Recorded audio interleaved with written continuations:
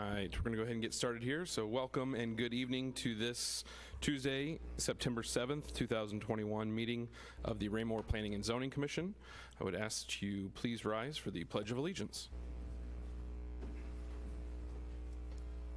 I pledge allegiance to the flag of the United States of America and to the republic for which it stands, one nation, under God, indivisible, with liberty and justice for all.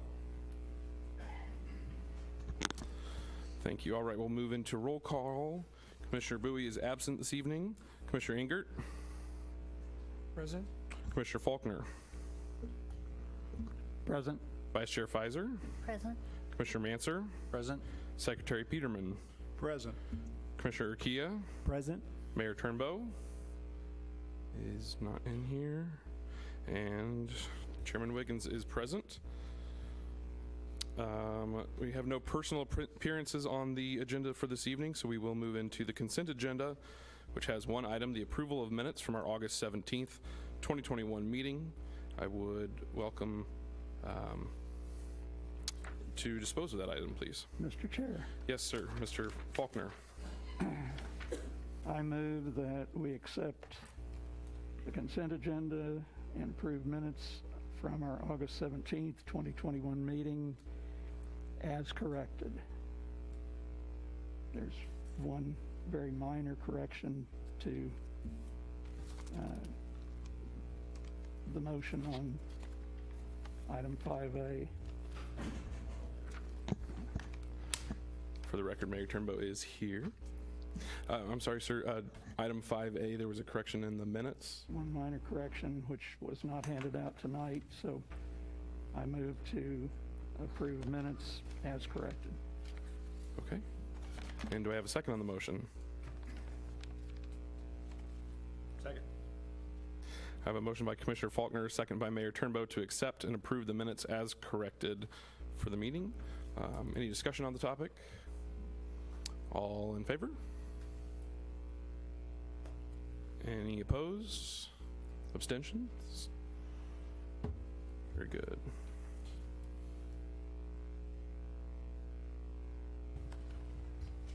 All right, let me just get my tallies here. 4. All right, so 701. Very good. No unfinished business tonight, so we will move into new business.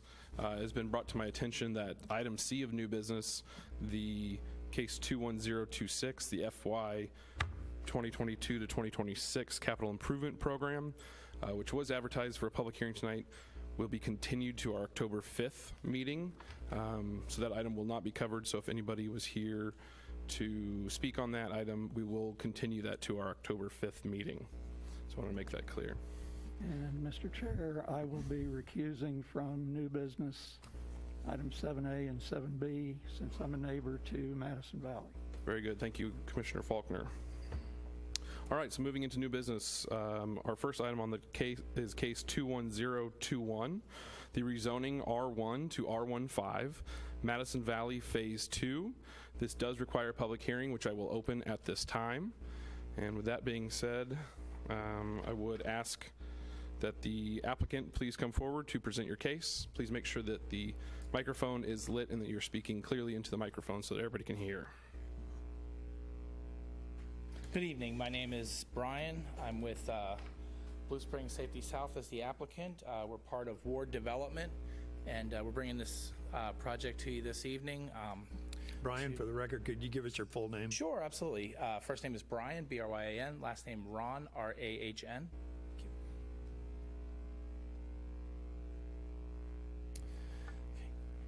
And what we have for you this evening is we are requesting that the zoning be changed from R1 to R1.5. The reason for this request, as we've worked through this project, we've come up with a plan of lots that we think best fits the project, the topography, the neighborhood, the market, for Madison Valley.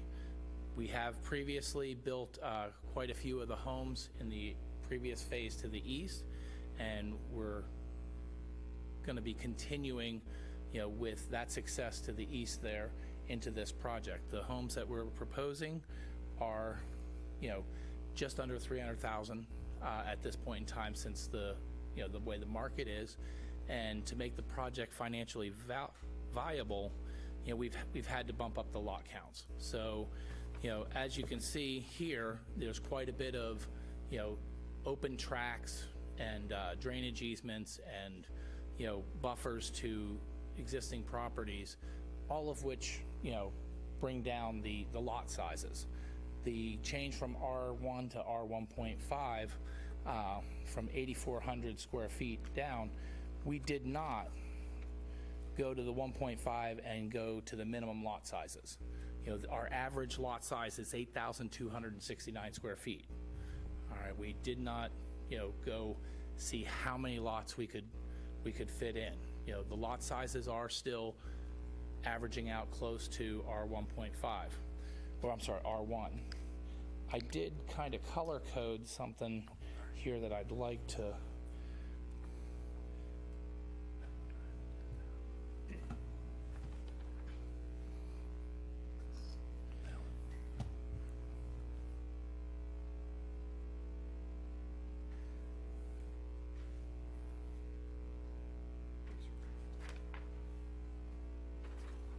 And I apologize, size-wise, it's, I'll have to explain, it's kind of hard to read what I put there. But I kind of wanted to give you an idea. So in working with the city, working with the market and the existing neighborhood, again, we did not go with the smallest lots. And we created a transition from the existing neighborhoods into this neighborhood. So as you're looking at this, you see the dark green lots, all right? Those dark green lots still meet the R1 requirement. They would be the same size if the zoning was not changed. The light green lots, all right, those still meet the square footage, exceed the square footage requirements, but the lot sizes are slightly smaller. To the south there, you see purple. Well, to the east side of that purple, we have a landscape buffer on the backside of those lots.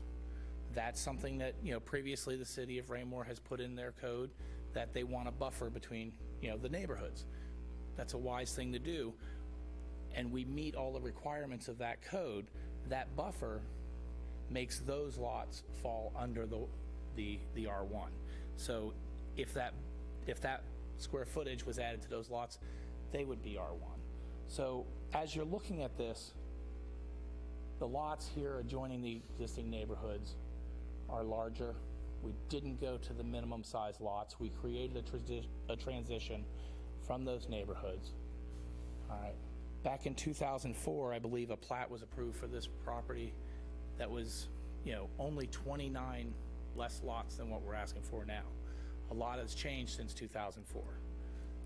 Prices, values, everything's changed. And as we've gone through this project, yes, we did bump up the lots a little bit, but that's necessary to create a project that, makes an affordable home in the city of Raymore. You have some beautiful neighborhoods, in various different price points.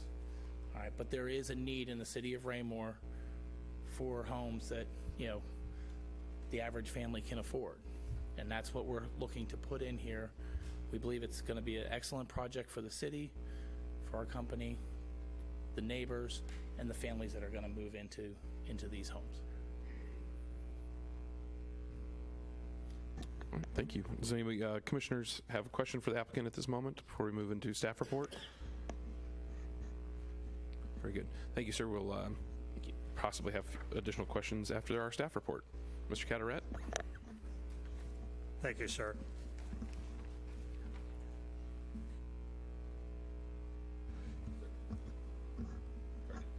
I'm sorry, do we have a second part to the presentation? I apologize. Yeah, we do. I'm Robin Martinez. I'm legal counsel for Ward Development and the various Ward companies, including the developer of this site. One of the things I wanted to do was just kind of a housekeeping matter. I'd like to have the schematic and the plans that Mr. Ron just gave you entered as an exhibit to the Planning and Zoning Commission's record. So if I could just go ahead and have that taken care of, that would be great. Okay, thank you. Exhibit 7, sir. Thank you. Okay. There is one other, a couple other things that I would like to just point out to sort of amplify what Mr. Ron has already testified to. One is that regardless of sort of the mix of housing that you have, it is very clear that there is, not just here in this area regionally, but nationwide, there's actually a shortage of houses that are in the more affordable category. A lot of developers over the years have focused on houses in the $500,000 and above price range because they found those to be most profitable. And that's left a huge gap in the market for young families who are starting out. And what the hope is here is that with houses that are at that lower $300,000 price point, that provides a very good entry point for young families that are wanting to start out, wanting to buy their first house, and start to help to build communities. So I think that's important to, emphasize here, that this is a real need, not just in this community, but in communities across the metro area and across the country as well. The second thing I wanted to point out was that the staff report that was prepared listed a number of additional subdivisions that have already been developed here in the city, and did a comparison of the minimum lot size and minimum lot width. And it's actually on page 16 of the Madison Valley Phase 2 rezoning request of the staff report. And Mr. Ron has already indicated that the average lot size that we have, even with this request, is over 8,200 square feet. That exceeds that 6,500 square feet minimum that you have for the R1.5. But if you look at the various other subdivisions that have been developed already, you can see that we are exceeding by miles any of the other number of developments that have already proceeded here in Raymore, both as to the minimum lot size in terms of square footage, and then you also have a nice sort of uptick in this project from the minimum lot width that you have as well. And I thought those points were very important to underscore. At the end of the day, we think this will be a good project for the city. It will add much needed housing at a reasonable price point. And I think at the end of the day, it will really add to the city's tax base as well. So thank you. Thank you, sir. Very much appreciated. All right. Is that it? Oh. All right. Very good. Mr. Cataret, please. Thank you, sir. Again, as Mr. Ron had indicated, starting his presentation, the request tonight is to reclassify the zoning of the west 46 acres of the Madison Valley subdivision from our R1 single-family district to our R15 single-family district. In your staff report, there are a number of site photographs just giving you somewhat a view of the property, at least from its perimeter. Looking at surrounding zoning to the north with our Madison Creek subdivision, it is zoned R1 single-family. To the east, the existing Madison Valley is R1P. It's the single-family planned. To the south is R1 to the southeast and PO Professional Office to the southwest, which is where Compass Health is located. Then to the west is R1, and then to the northwest would be our Hawk Ridge Park, which is zone PR, our Parks and Recreation and Public Use District. Reclassification of the zoning does require a public hearing that was advertised this evening. Want to enter in the record the notices that were mailed to the adjoining property owners within 185 feet. The notice of publication in the Journal newspaper, our Unified Development Code, the application, our growth management plan, the staff report, and then we'll add as Exhibit 7 the handout that Mr. Ron gave you this evening regarding the lot sizes. Looking at previous actions, just a brief history of the property. It obtained its R1 zoning back in 2001. A subdivision came forward under previous ownership known as Hawthorne Ridge. That preliminary plat was actually approved, but it did expire. They never moved forward with any final plats under that Hawthorne Ridge name. There was a request from former owners to reclassify a portion of the property to our multifamily district. That application was withdrawn. That happened in 2004. Eventually, they came forward in September of 2004, the previous owners, with the preliminary plat for Madison Valley. There were, over the entire 80 acres, there were 202 single-family lots. But that preliminary plat, after the first phase was constructed, did ultimately expire in 2014. I indicated the first final plat was 75 lots. It was approved in 2005, and those are the 75 currently built lots in the subdivision. In 2009, the previous owners came forward to try to rezone lots on the north part of the subdivision. They hadn't developed any homes at that time. They ended up withdrawing that application. They wanted to go to the R2 to allow two-family dwelling units. And then in 2013, the city did approve changing the zoning of the undeveloped lots in Madison Valley to R1P. And that was in order to modify the side yard setback requirement for those lots. It went from the minimum standard 10 foot to 10% of the lot width for side yard setbacks. Just one other comment, I didn't put it in here when I was looking back today, thinking about the last time we had an R1 zoning request for a subdivision to be R1. 2016, a couple of you may recall the Evan Brook 7th plat, which was completing the last little phase of Evan Brook. I think there's 24 lots there, where we had to, we the city actually installed Sunset Lane and created connectivity with the subdivisions down there. That one just retained the R1 zoning. They came in and did their 24 lots with that. Prior to that was 2006 with Colonial Oaks, which was Dr. Carroll's property, before he came through this year under the R1P. So when we look at it, we haven't had a true preliminary plat for R1 zoning since 2006. Everybody's coming in under PUD or the R1P, the R1P being that planned overlay where they might adjust a lot size or request to adjust a setback or a lot width. In order to get that planned district, they come in and do a, show what amenities they're doing to offset their request. I only point that out because as we get into the discussion tonight, R1 is ideal. I think everybody loves the R1 lots. It's just none of the developers coming forward have applied for R1, and I wanted to point that out. Looking at on this request, of course, reclassification of zoning requires a good neighbor meeting. We actually held two. The first one was not properly noticed to all the adjoining landowners, but we had residents, we had 18 residents still here, and so we carried on with that meeting, and I provided the comments and questions that they had at that meeting. The official Good Neighbor meeting was held on August 18th, and we had 20 residents attend that meeting, and I identified the questions and responses from the applicant and staff in your report. We look at the staff comments. We look at the R15 zoning district. It was actually established when we adopted the Unified Development Code in 2009. Did not exist before then. And if you think of the time frame of 2009, we did not have any of the other narrow lot subdivisions coming into the city. We didn't have the Clover and Hive, the Summit Homes developments. We didn't have any of those requests at that time. The idea the Planning Commission had at the time was just to create another option for detached single-family homes. We have the standard R1, 70-foot wide lots, 8,400 square foot lots. Wanted something just slightly modified from that, and that's why the commission and city created the R1.5. There are no properties currently zoned R1.5 in the city. No developer has come forward until now asking for that district.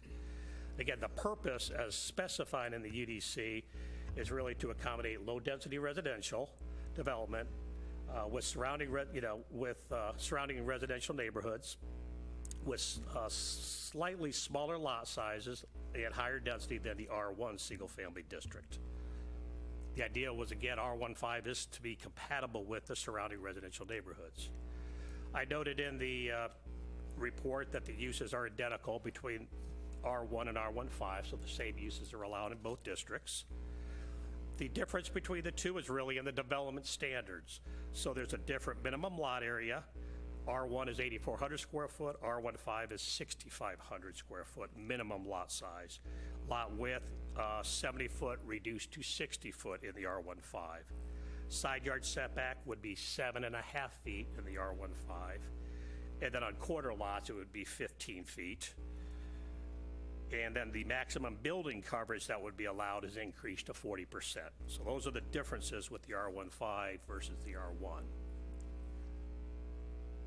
One of the important items I mentioned, compatibility of the R15 to the R1, is the city, prior to the UDC actually going back to 2007, we established what we refer to as subdivision adjacency requirements.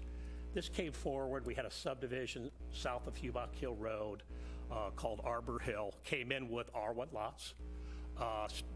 They were modified, I think, with setbacks, but adjacent to acreage lots, 5-acre lots in Southwind, which was immediately adjacent to it.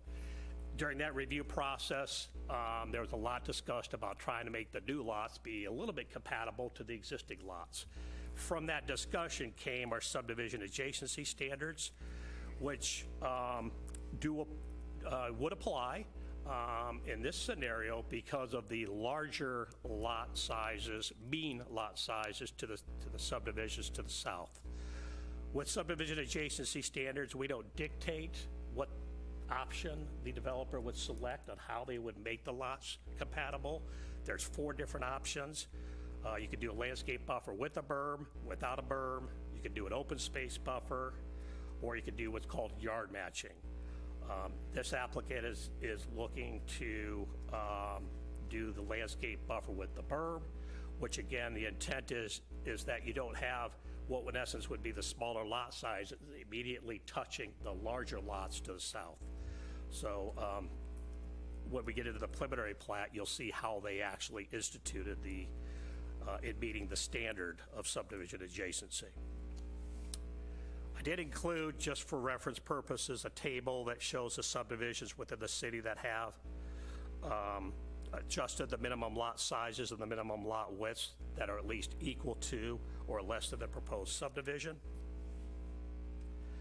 I note the engineering division did submit a memorandum regarding the provision of public facilities to the property. They are adequate, and they do recommend approval. Staff submitted proposed findings of fact on the rezoning request for your consideration.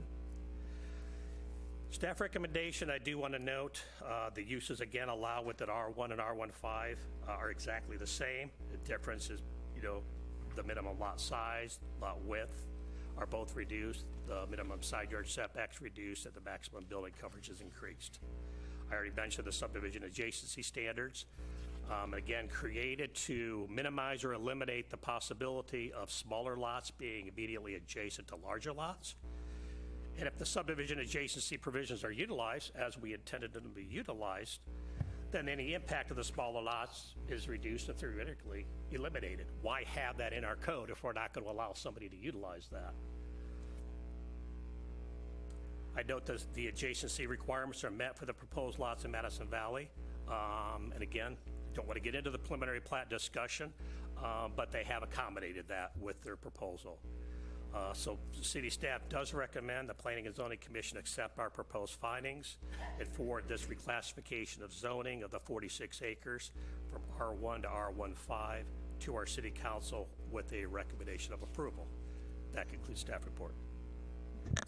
Thank you, Mr. Carteret. Since this is a public hearing which was open previously, we will come to the public hearing portion. So if anybody would like to come and speak to the commission regarding this rezoning, this particular case, please come to the podium, make sure the light is on, and additionally, please state your name, your address for the record, and we do request that you keep your time to 5 minutes or less.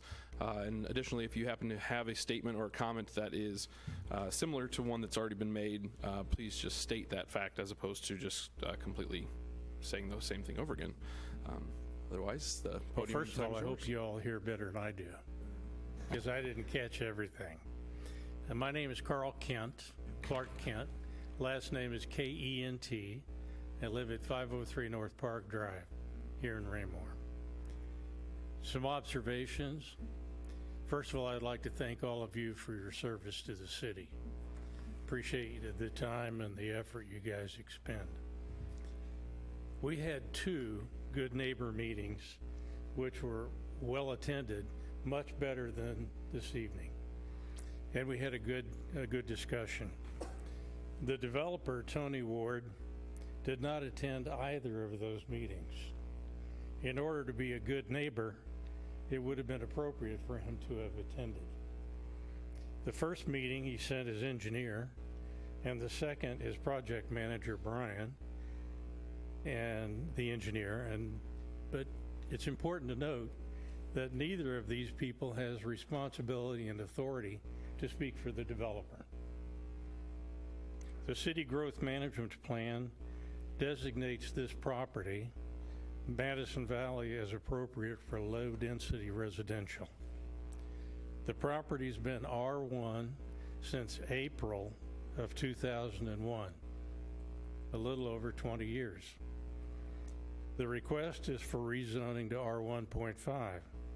Raymore does not currently have any R1.5 development. R1.5 allows for smaller lots and reduced setbacks. The lots of Madison Creek to the north are controlled by R1, Madison Valley by Phase 1 by by R1P. Bridlecroft, lots to the southeast, are custom homes on oversized lots, likely near a half an acre, while Wedgwood Place is custom homes on lots that are around 4/10 of an acre. Further east are R1 neighborhoods, as are further south across 58. Per Brian Ron, the project manager, this development will not have any benefit to those living in adjacent neighborhoods. He said he understands the concerns as he's experienced similar developments near his home. He said it will benefit the city by providing a variety of homes and prices along with property tax increases. These homes will not be custom homes, but will be very similar to the homes built in Madison Valley. However, it's my understanding the lots and setbacks will be different.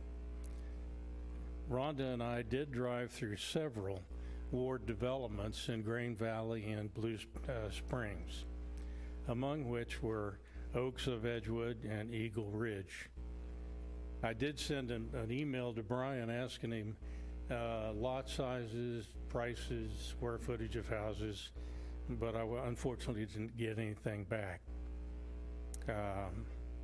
It's obvious that the ones we saw after talking with Brian by phone are what we'll see, much like Madison Valley, only more dense. It's my understanding that the difference between R1 and R1.5 would result in approximately 20 fewer houses. Fewer houses would result in fewer cars, which would help on anticipated traffic, which would likely use North Park Drive as the main entrance and exit to the development. Rhonda and I sit in our living room and watch Appaloosa, and there's a car going by every few minutes. It didn't used to be that way, but those will be the main ways to get out of Madison Valley.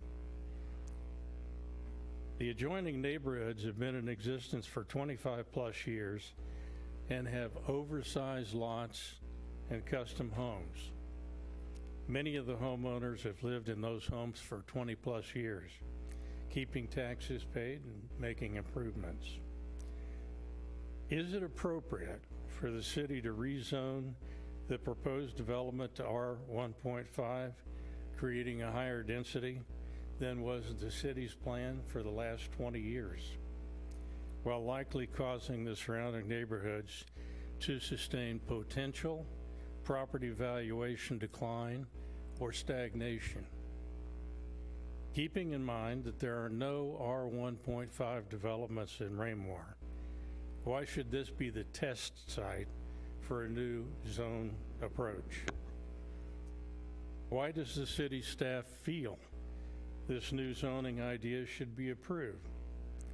Is it possible that Tony Ward saw the city staff recommendation to approve and he thought he had it sewed up and therefore why show up? All that's being asked is to continue with the original designation of R1. If the city can't be counted on to follow its plans, what can be counted on in the future? I don't want to cut you Again- off, but we are at time, so if you could please I'm wrap just up, about please. done. Thank you. Keeping in mind that the R1 zoning has been held in place for the last 20 years. It's respectfully requested that the R1.5 rezoning request be sent to the city council with a recommendation to deny approval. Thank you. Thank you, Mr. Kent.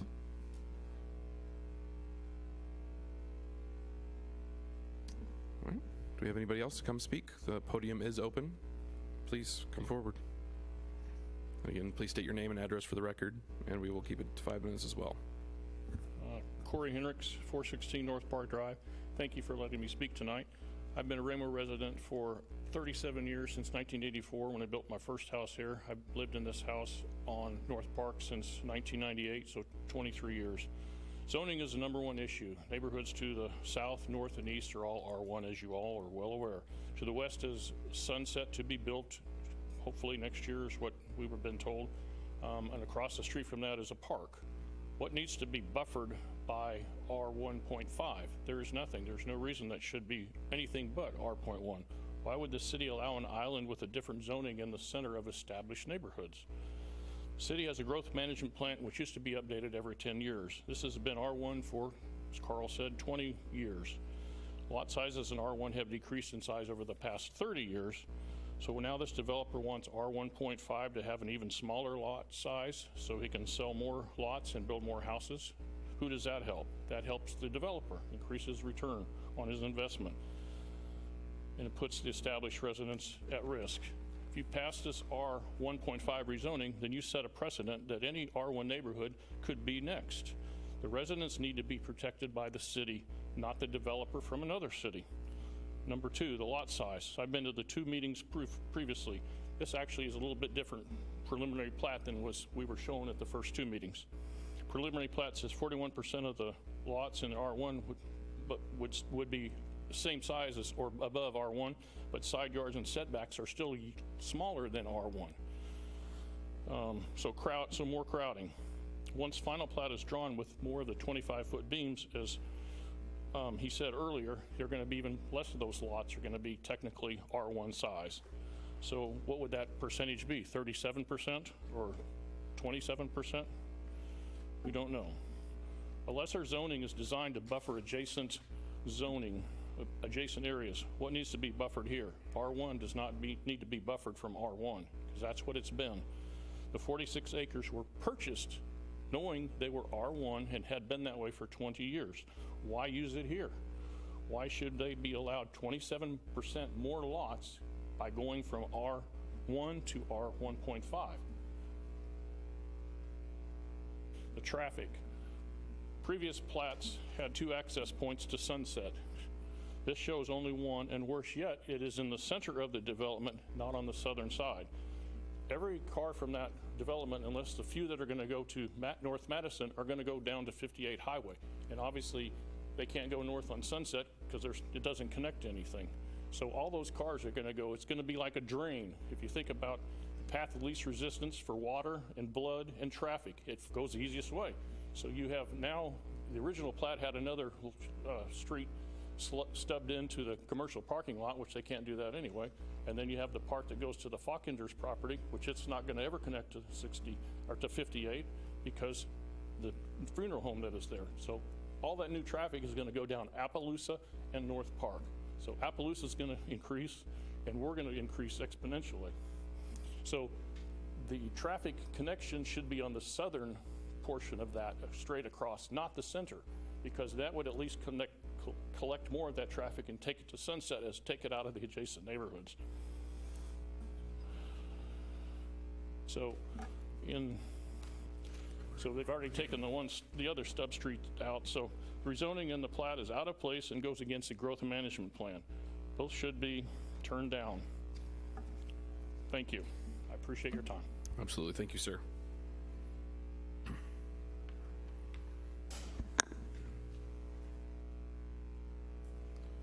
Please.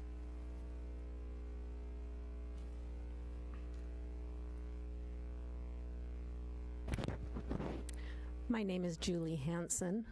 I live at 414 North Park Drive. I wonder how many of the members of this commission have ever been down North Park Drive, north of 58 Highway. Have any of you ever driven down our street? Quiet little street.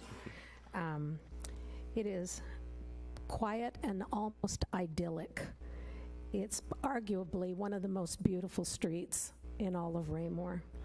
The lots are nearly half an acre with beautiful mature trees and 20 homes. We have no sidewalks. We have no street lights. Each property provides their own street lamp, and we pay for that electricity to burn those all night long. We have always known that the land that was north of us would probably be developed someday. It is not my land. I have no illusions that I can stop any development on that land.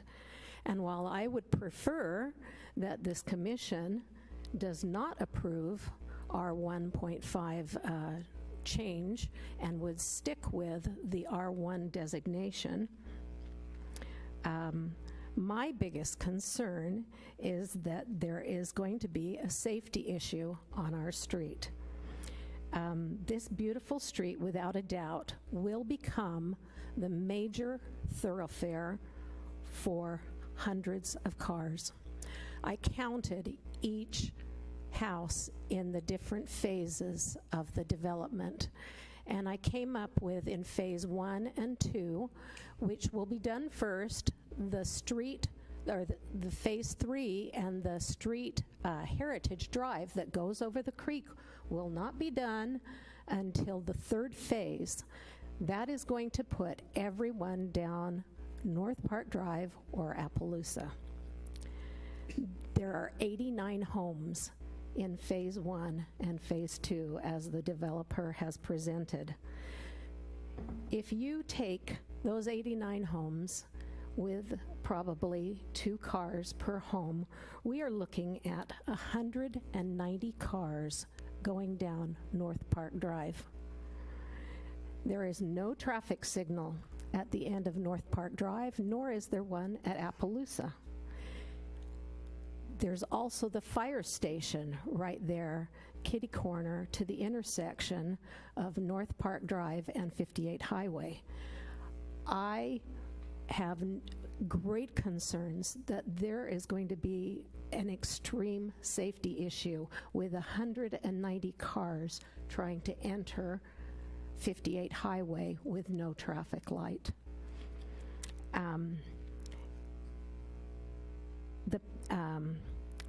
They will take the path of least resistance, as Corey just said. What is the path of least resistance? It is defined as the physical pathway that proves the least resistance to forward motion by a given object or entity among a set of alternative paths.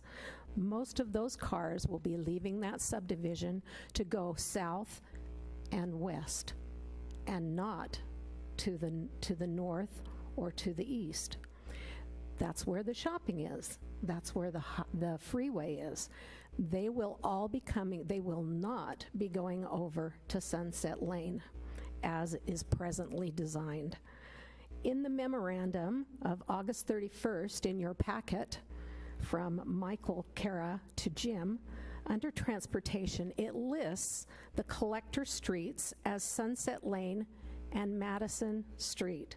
There is no mention of Park Drive as a collector, and yet that is what is going to happen. There is no question in my mind that people will go down Park Drive.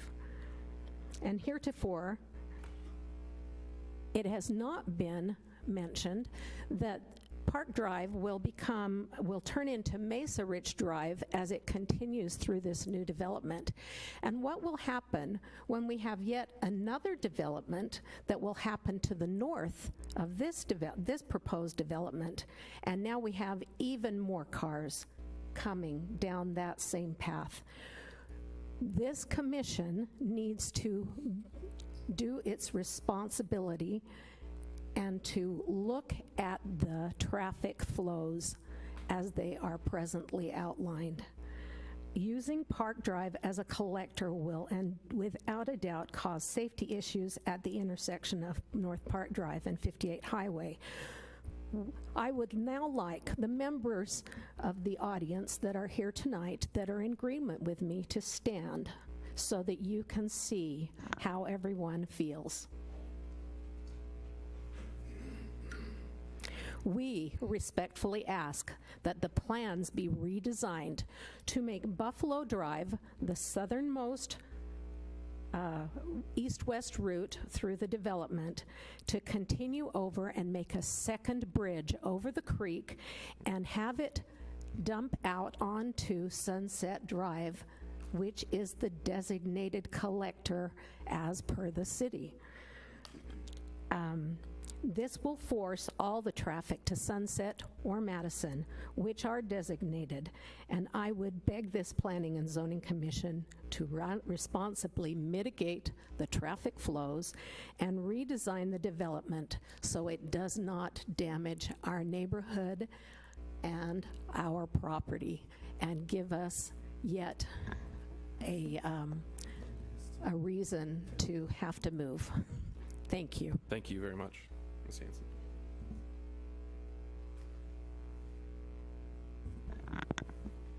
The podium still is open, so if anybody else would like to come speak, now is the time.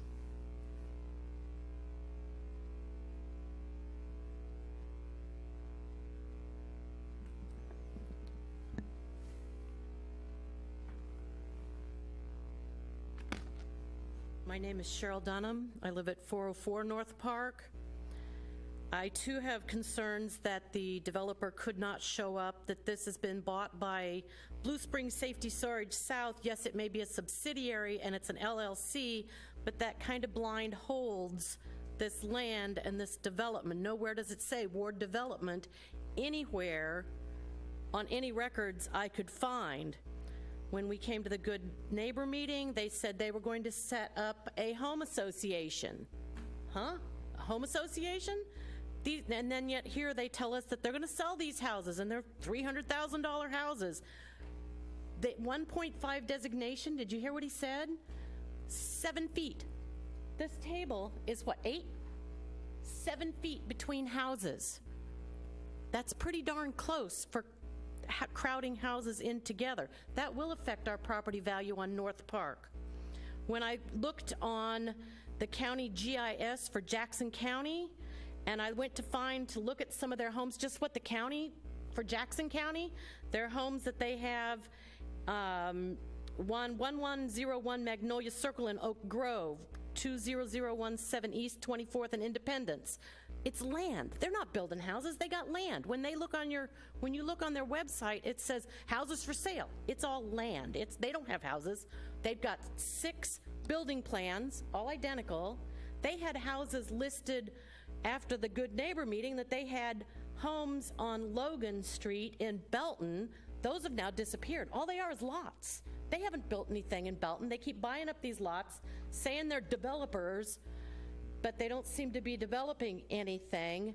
But what worries me is that they also have, this Ward Development also has a property development company that oversees, and they have a realty service that does property management.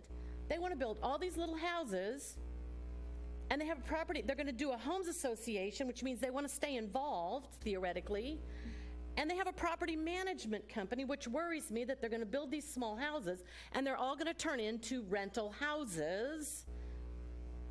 Who oversees all of that?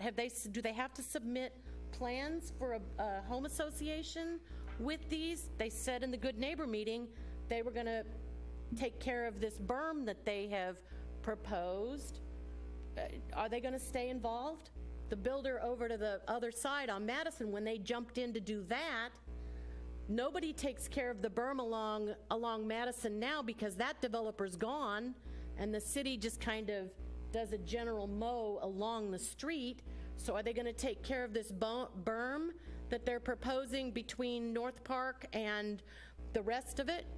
Traffic is already going to be, it's not just going to be 2 cars per house. You're going to have Amazon going up and down the street. You're going to have contractors going up and down the street. You're going to have every single contractor building these houses coming up and down the streets.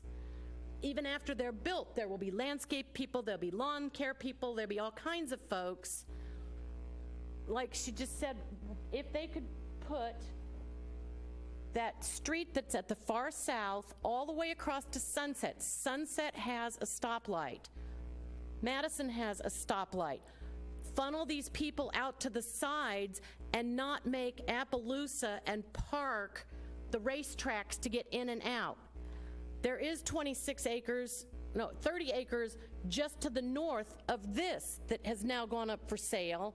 And if you extend those streets through, it's gonna be even more traffic going up and down North Park and Appaloosa.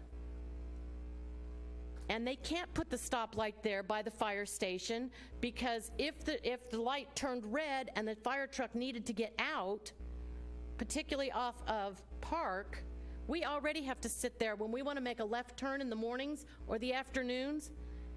I've watched the school bus even try to make a right turn to come 1 block from Appaloosa to Park to pick up my granddaughters, and I've seen the school bus sit on Appaloosa through several cycles of a stoplight trying to make a right-hand turn, even to come pick up kids, because they couldn't safely make a right-hand turn, let alone a left if anybody, God forbid, needed to go to the east.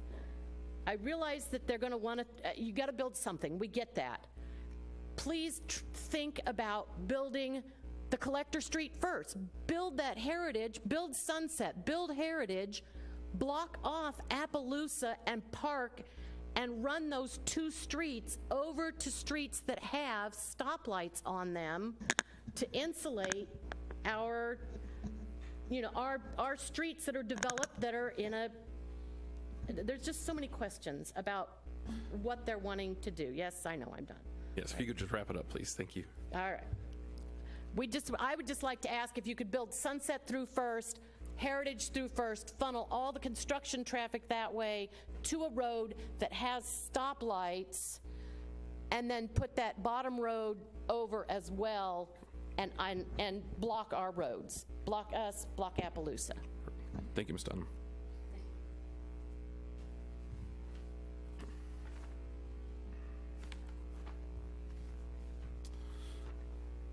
Last call. Anybody else? See a couple people starting to maybe move, yes or no? All right, give you one more chance. Otherwise, I will close the public hearing. Anybody else? Final call. All right. Yes, sir, please. Before we close the public hearing, can we get a response? From the developer's representative? Very good. Yes, sir. Thank you. Fantastic. Did you have any particular questions that you would like for us to address? With regard to the development phases, there are some points that have come up here that sound logical to me. Have you given any other thoughts to how you're going to design the different phases and move forward? That's a Brian question. Actually, that's a combination. Please, to the microphone, so it's... That would be a combination question to me and the engineer. So throughout this project, we've worked with the city, staff, to come up with what's going to be, the best use. All right, all of these, how the roads were put in, where the buffers are, all of those things were, not just things that we came up with. We've been working with the city of Raymore to come up with this plan. As far as how the traffic is to be handled, it's not something that I'm an expert in, but it is something that we've been working with the city to address those concerns. And as we came up with this plan, those were definitely concerns that were part of that. All right. Just a little bit ago, I believe Mr. Kent was up here, and he said this was rezoned R1 in 2001. It's been R1 for 20 years, and it needs to stay that way. All right. There's been, if I'm not, I don't have it in front of me, but I think there's 4 or 5 failed attempts to develop this property as R1. All right. It has been R1 since 2000. it's not been able to be developed. We're not the first one to be here to develop this property, right? Whether it's traffic or the lot sizes, how things come on. These are all things that have been a process to get to this point, to come up with a project that is viable, that can be built. When Cheryl was up here just a minute ago, she talked about, the HOA. Well, the property to the east, all right, that property was developed, and that developer, I actually don't even know who it was, but they were unable to fulfill their obligations under that project. We were, she's like, what homes have we built? We were the company that went in and finished that project. We're the ones who went in and built those homes. All right, when that development didn't happen, we took care of it. We built those homes. All right, we've done what we said we're going to do. Now, we can't go in and add an HOA to an existing neighborhood, but we have planned an HOA for this neighborhood. So when the berms need to be mowed and things need to be taken care of, we've been around since the 70s. We have quite a few neighborhoods and a fantastic track record of completing the projects that we start. So to circle back to that, I really don't know all of those details, how we come to, what are collector streets, which, that's... Well, just as a follow-on to that, I know that the general obligation bond issue that was passed last year will allow us to cut Sunset through, at least for park development on the further north end of Sunset. Have you looked at timelines to intersect the Heritage Drive to that when the city has plans to install Sunset at that time? Or what's your timeline on that? It was mentioned that it was not until your third phase would that road be cut through. Correct. I do believe that that's part of where the phasing comes in, because we do want to have that connection there. That would actually be, as the engineer, he would be the best one to explain. Okay. Good evening. My name is Jeremy Powell with Powell CWM, 3200 South State Route 291, Independence, Missouri. Regarding the connection to Sunset, the city staff has required us to limit us to one connection. And that is, if I'm not mistaken, that will be built in 2022, is when the plans are actually being done right now by an outside firm. The connection, that is a water of estates, so we limit the crossing of the stream there by just doing it once. Otherwise, we will do Corps of Engineer permitting and disturb the native, which defeats the purpose of a stream buffer by making multiple crossings. If things were to change and that Sunset was built faster than 2022, then perhaps with the phasing would change. Sewer is on that side of the stream, on the west side of the stream, so it would be easier for us to access it.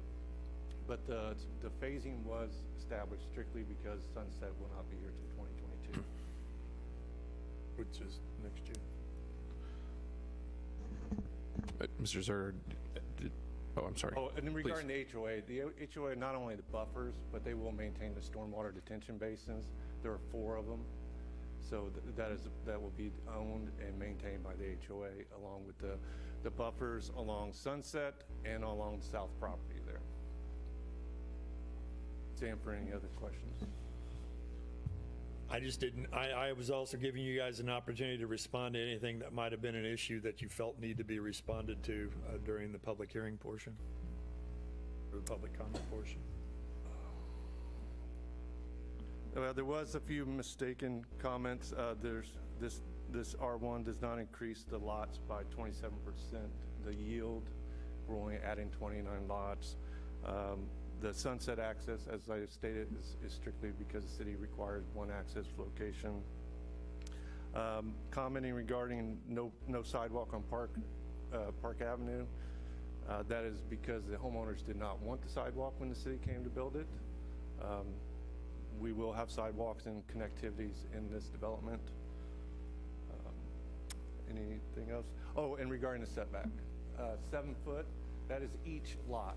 So So that's not putting 7 foot between two houses. That's, okay.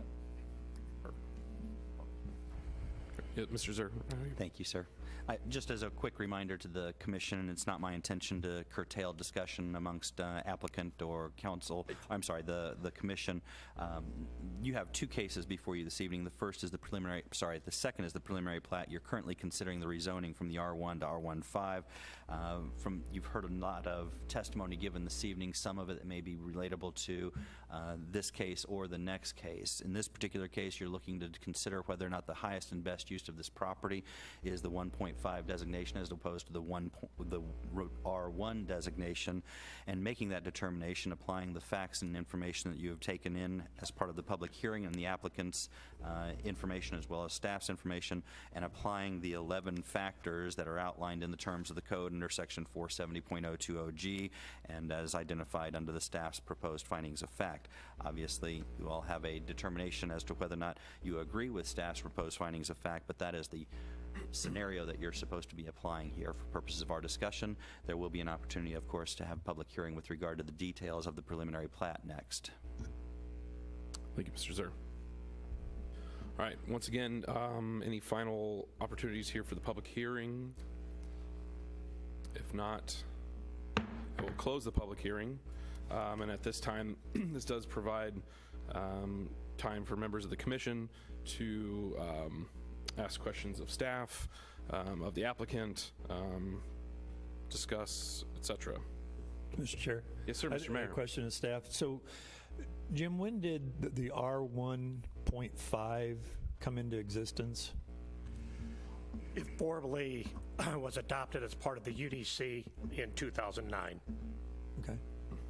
And the only difference between what's being requested this evening on zoning and what we've had in the past is the PUD difference.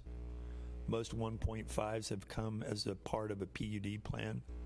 We've had other requests come in that have modified lot sizes similar to what's happening with the R15. They just came under a PUD zoning rather than ask for the R15. Okay. But the PUD, as I mentioned, or the plan district allows modifications as part of that. Sometimes it's lot size, sometimes it's lot width, sometimes it's just a side yard setback. But that is what we've been as a commission been seeing is all the PUDs and R1Ps. Okay. Commissioner Urquilla. I'm going to piggyback on that one, Jim. With the PUDs and such, most of those have been smaller lot sizes than what the 1.5 is proposing tonight that we've seen before us before, correct? It really has, and that was the reference to the table that I included. Right, yeah, That's I why I appreciate included that. the zoning category to see.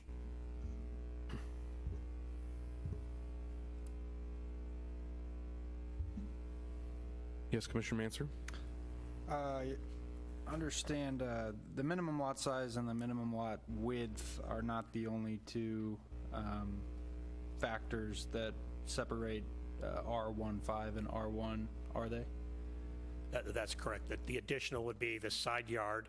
R1 is 10-foot minimum. The R1.5 is 7.5-foot minimum. Okay. And then the amount of coverage a home can have on the property under R1 is 30%. Because the lots are smaller, that percentage is increased to 40% in the R1.5. So those are the four differences. Hypothetically, could this be zoned as R1P? They could have come in with an R1P request, yes. Okay. Thank you. And again, that's what we have Seen till before. now have seen. Right.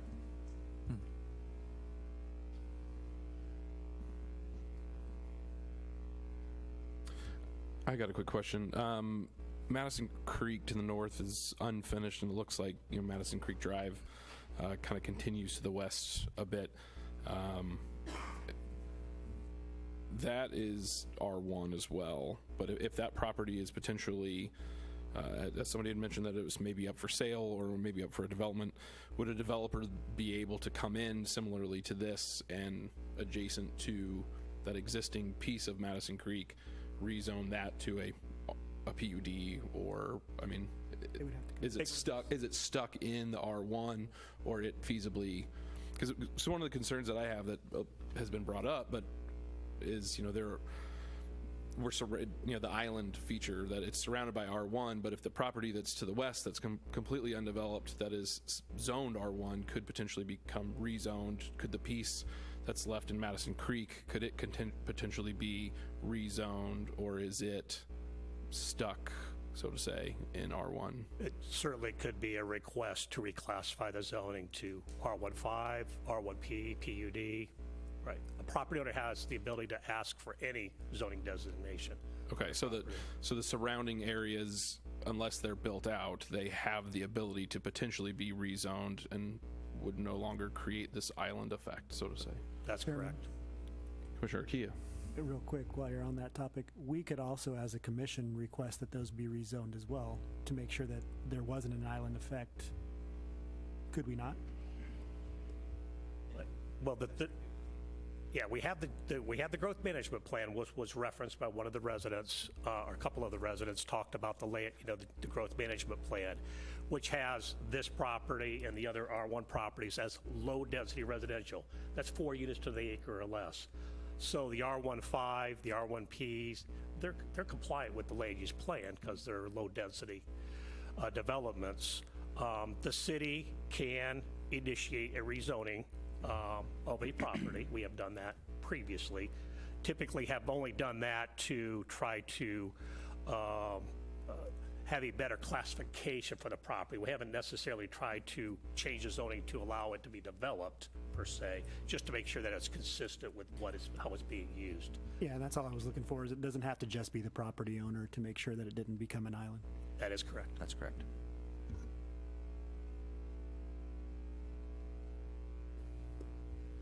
Other questions or comments from the commission?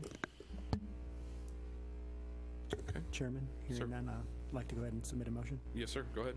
I'd like to move that the Planning and Zoning Commission accept the staff proposed finding of facts and forward case number 21021, the reclassification of zoning of 46.26 acres from the existing R1 single-family residential district to R1.5 single-family residential district to City Council with a recommendation of approval.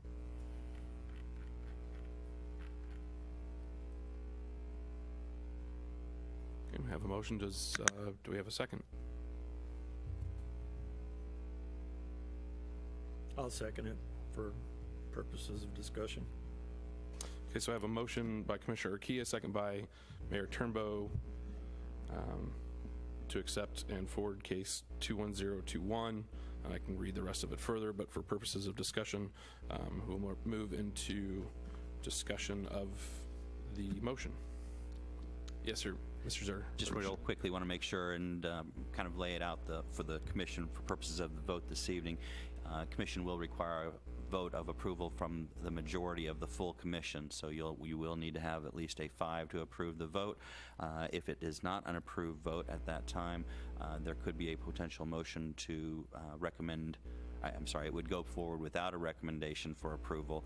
We would still consider the next case up under a pretense of, had the city council makes a determination to approve it at the next level, you guys would still have been able to make a determination with regard to the preliminary plat. So no matter what, we will have that second case moving for your consideration.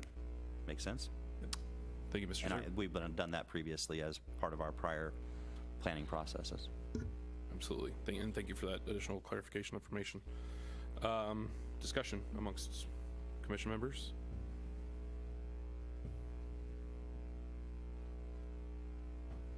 All right. If not, then we will take a vote on, and I'll go ahead and read it so that it is in the record.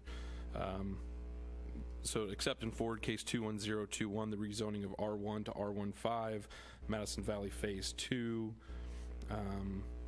to be sent to City Council for final consideration. With a recommendation of approval? With a recommendation of approval. I think I said accept at the very beginning, accept and forward, the recommendation of approval. And you said phase 2. I don't know where you got phase 2 it's from. the case. The case is listed. I'm sorry. You were reading off of here, and I was going off of here. All right, let me redo this. So the motion is to accept and forward case 21021, the request to reclassify the zoning of property from R1 single-family residential district to R15 single-family residential district for approval to City Council. Is that close and good? Very good. All those in favor of the motion? Just a second, keep those up, please. Inger, Turnbow, Manser. All right, oppose? Very good, that does pass 5-2, as we do have a member that had abstained from this entire thing, as well as one absent.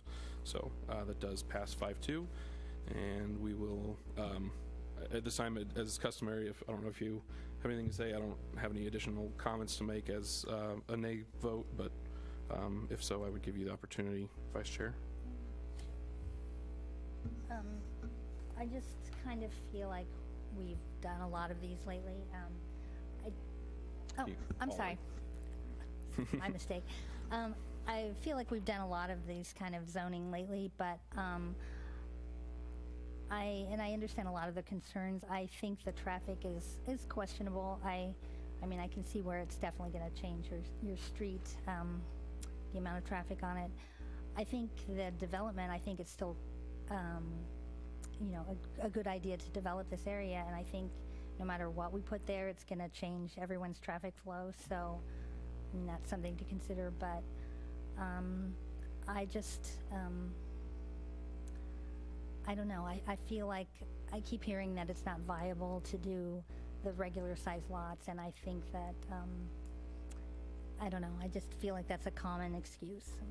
That's my reasoning. Very good. I've got no additional comments to make at this time, so we will move on to our next case of the evening, which is case 21022, the preliminary plat of Madison Valley Phase 2. This item also does require a public hearing, so I will open it at this time. As was the last case process, we will ask the applicant to please come forward to present your case to the commission.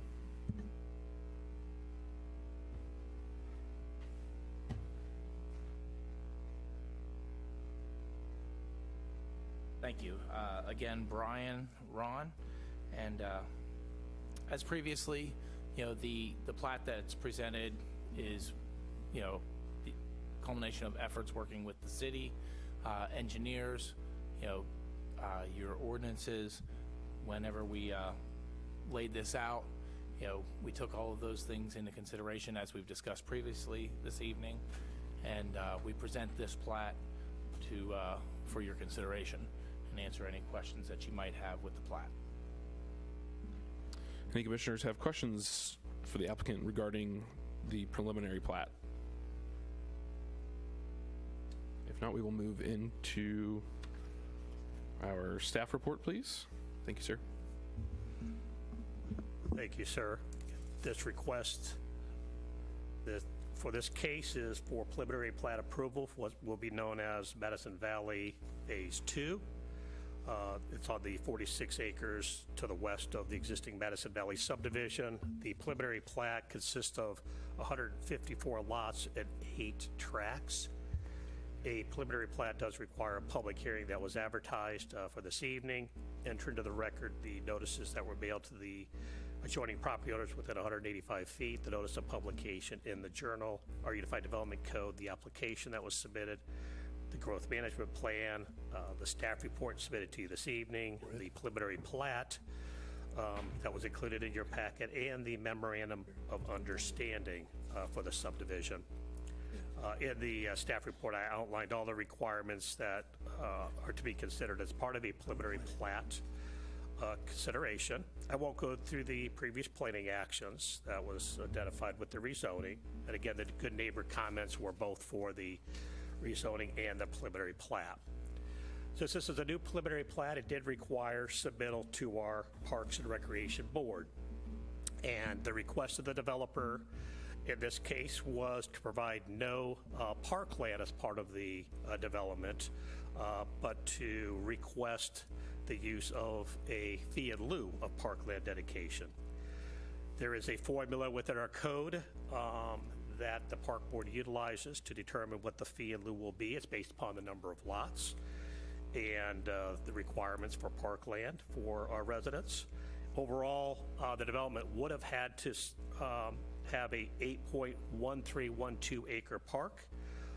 With the fee in lieu, the park board voted 5-0 to accept that, and they felt the proximity of Hawk Ridge Park, that a neighborhood park wasn't necessary or appropriate within this 46-acre development. So the fee in lieu payment would be made at the time final plat applications are submitted. The preliminary plat submitted to you is contingent upon the approval of the rezoning. It was reviewed under the R1.5 zoning category, so if the zoning does not get approved, we cannot approve the preliminary plat.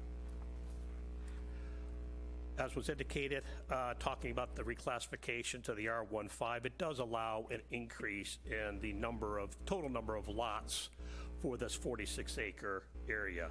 When you look at the 2004, the initial preliminary plan, there were about 125 lots within this general area. But at that time, there was also a swimming pool and parking lot area proposed, and there was a 4-acre park site, 4.2-acre park site proposed. So additional lots could have been put within those areas if they went with a fee in lieu at that time. I simply looking at the comparison, 154 lots versus the 125 lots. Since it is a preliminary plat, we submitted it to the administration of the Raymore Peculiar School District for the review. They certainly have been aware of the potential for the development of Madison Valley. They had no specific comments on this preliminary plat. We also submitted it to the South Metro Fire District for their review. Their only comment, of course, they do want Park Drive to be connected, as Mesa Ridge needs to be connected to the north. And they would not want to see or allow any development on the, what right now is called Phase 3 on the west side of the creek, obviously until Sunset Lane was constructed. They want to have that secondary access to the west side of the development. The existing stream that crosses north-south through the property, it is classified as a first-order stream, so our stream buffer ordinance does apply. It requires a 50-foot buffer that's measured from the top of the bank on each side of the stream, has to be left in a buffer that cannot be disturbed. The buffer can have utilities cross it or located within it, and of course a street crossing, which they are proposing. There's no designated floodplain on the property. I do note that there's an existing freshwater pond. There's a pond on the east side of the stream area within the development. It is identified on the U.S. Fish and Wildlife Service National Wetlands Inventory. It simply needs to be investigated whether that is a pond that is regulatory and if any mitigation would be necessary to remove that pond. The preliminary plat is proposing to remove the pond. So that's why that's going to have to be investigated before any final plat would be able to be done where that pond is located at. There is the Lambkin Forks interceptor line. The sanitary sewer line does cross through the property along the stream. It's sized to support this development. The project engineer did identify there are 4 stormwater ponds that will provide detention and stormwater treatment for the subdivision. And as was indicated, Sunset Lane is a project that's currently under design and currently stated for construction in 2022. As I mentioned, there should be no homes constructed in Phase 3 or the area west of the stream until Heritage can be connected as the stream crossing and Sunset Lane completed. Our city strategic plan, one of the strategies is to maintain a well-connected transportation network. Again, we have collector roadways. Sunset Lane and Madison Street are both collector roadways. In essence, Heritage Drive also serves as a residential collector in that it provides that east-west connectivity through the subdivision. We note it was mentioned that city staff only wanted the one access point onto Sunset Lane, again being a collector roadway. The same stance will be taken with Madison Creek to the north. You want to limit the number of access points to our collector roadways, just as we have limited the access on the east side of Madison Creek and Madison Valley to Madison Street, being just the one connection point. North Park Drive, which was talked about tonight, it's platted as part of Wedgewood Place back in 1986. Always planned to continue to the north. It's platted and constructed to the northern property line of Wedgewood Place. And as the aerial photograph shows, there's no cul-de-sac, no turnaround for emergency vehicles, buses, or city snow plows and maintenance equipment. The same goes for Mesa Ridge Drive, which is platted within the Madison Creek subdivision. It too is a dead-end street that was constructed to its southern end with no turnaround ability. So it's important under the transportation plan for those roads to have connectivity into the subdivision. It's been talked a lot. It was talked a lot about the Good Neighbor meeting with the residents along North Park Drive, concerned about it being utilized by residents of Madison Valley as a thoroughfare to 58 Highway. I think all we need to do, we need to reflect on all the street connections we have in our city. All you have to do is look to the south, on the south side of 58 Highway. You look to the existing Park Drive and all the areas it serves and connects into it for people to go north to 58 Highway. You also look at Woodson Drive, connects several different neighborhoods that allows individuals to get north to 58 Highway. We recently approved the Brookside 10 subdivision, which was the connection of Bristol Drive. Again, a significant road connection that allowed residents in Brookside subdivision and Cantor Ridge to be able to cross over the creek to get to the Stonegate subdivision and Stonegate School. Wiltshire Drive, another example up at Remington that was connected to the Creekmore subdivision. Examples could go on and on. I think connectivity is clear from a transportation standpoint, and from a city planning standpoint, we want the connectivity to exist. And staff does feel that Heritage Drive is that connectivity from Madison Street over to Sunset Lane through this subdivision. Again, I mentioned the subdivision adjacency requirements as part of the rezoning. The preliminary plat that's submitted to you does show the compliance of the standards, that 25-foot buffer that exists between the subdivision and the subdivisions to the south. It would require a berm to be constructed within that buffer. The berm has to have a minimum height of 4 feet, and it has to have different evergreen shrubs, trees, other landscaping within the buffer. And again, it would be maintained by the HOA. It does not require a fence or a wall. That it could be done, but it doesn't require it. Again, I mentioned the 154 lots in Phase 2. When I was reviewing it, I came up with 52 of the lots being compliant with the R1 standards, which would be basically a third of the lots meet the R1 standards. A memorandum of understanding was prepared, outlined all the responsibilities of the developer and the city for this subdivision.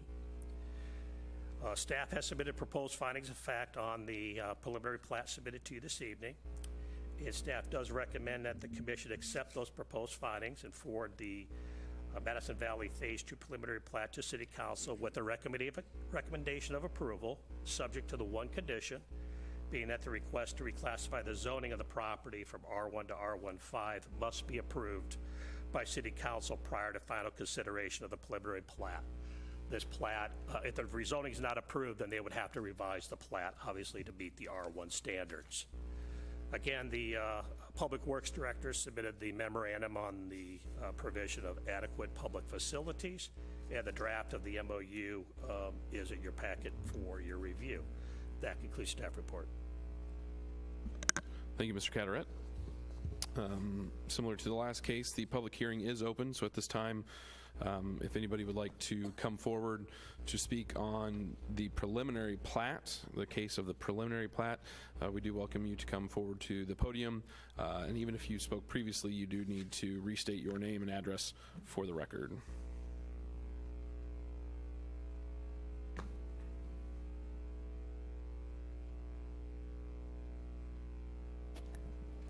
Cheryl Dunham, 404 North Park. I have a question.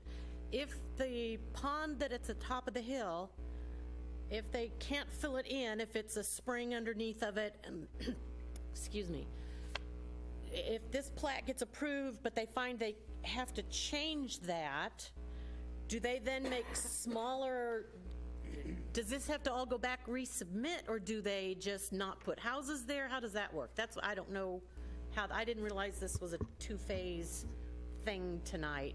That would be my question, if the pond is, because that's not a stream, that's runoff from 58. The tube sits right up here. It's not a stream, it's a runoff from the highway.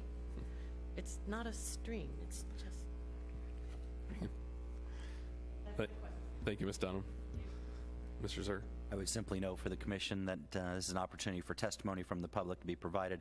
If the commission is inclined to ask the staff or the applicant of the same question, that would be up to the commission at this point, but otherwise it's not a position for the public to be asking the actual applicant or staff members for questions. Very good, thank you. I will just state that that is a question I have, so it will come up. Thank you, ma'am. Anybody else? Any other statements at this time for the public hearing? Yes, sir, please. Corey Henricks, 416 North Park Drive. I just want to reiterate the logical place to have the connection to Sunset is at the south end of this development to minimize the traffic. It makes no sense to have it in the middle of it because all the traffic below is going to go south. That will also, we were told at the neighborhood meeting, they try and minimize how many connections to Sunset they're going to have. The original preliminary plat had 2 connections with 2 bridges or culverts across that sink land. This one has 1. Well, you can still have a connection up to at the top half of that, or the top part, but have the road that goes through be the bottom half. That will minimize the amount of traffic for the neighbors around. So, and that also give a bigger distance between the development that's going to be further north of that, that's going to have a connection to Sunset, because from that connection down to 58, there will never be a connection of a street. It's just parking lots of Price Chopper, the Comprehensive Health, the park, and then behind Price Chopper, which at one point was going to be a old people's home. So that would help in that distance too. So thank you. Thank you, sir.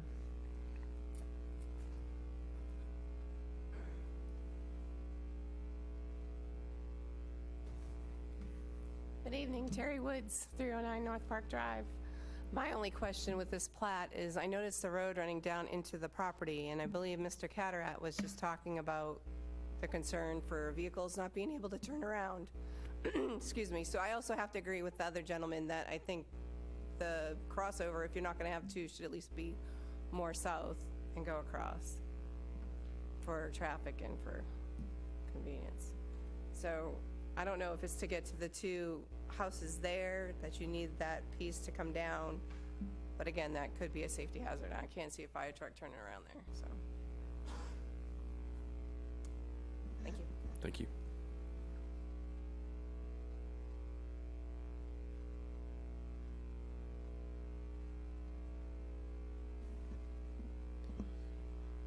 All right, I'll make one last call for the public. Okay. Yes, opportunity if there's any of these items that would like to be addressed by the applicant prior to us closing that, to offer that time.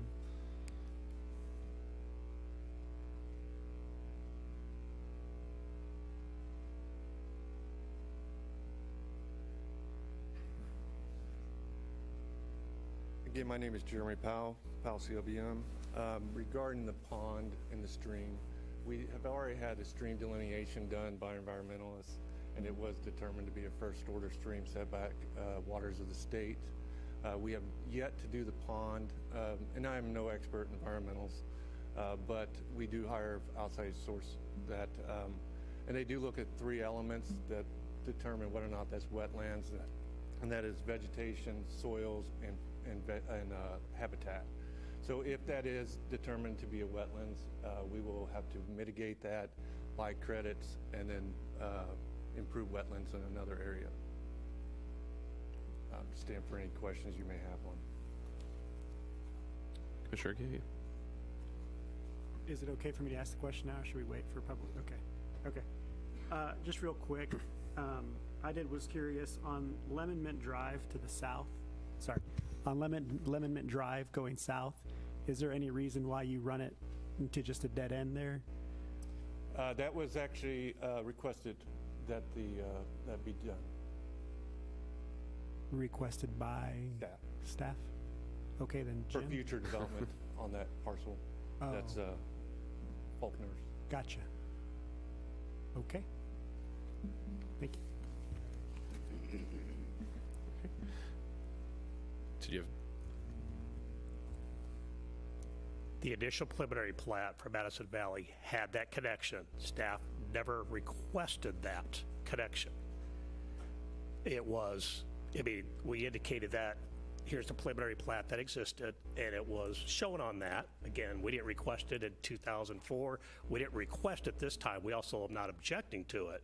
I just want to clarify that. Okay, so it was already there, just wasn't removed nor inquired upon. If I could ask. Sure. So then, Jim, would you guys be opposed to that turning into one of the elbows that is presently in the design? Staff is not opposed to that, no. Would the contractor be opposed to that? Actually, we would be happy to.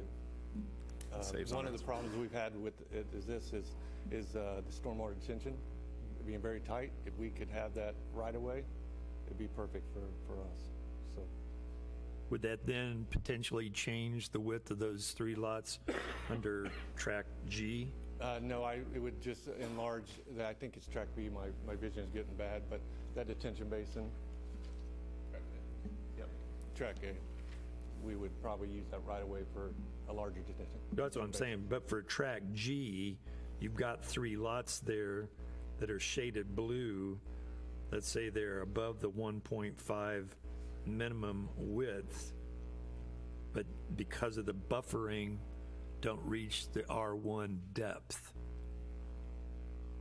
Would that then change anything with regard to R1, or would still remain R1.5? Because there would still be buffering. My understanding, we would keep the same layout. Keep the same, okay. And just put a knuckle there.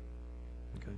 And enlarge the detention. I just didn't know how that might affect lot 85 of the second phase, because then you're kind of encroaching upon the front of that property, and you've got your stream setback buffer that is necessary.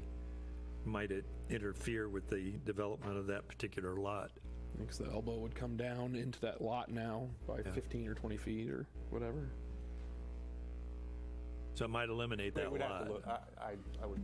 I would like to take a closer look at it. But Take a look, that'd be okay. something we would entertain. I was just Let's curious. just say that. Okay. How's that? All right, thank you.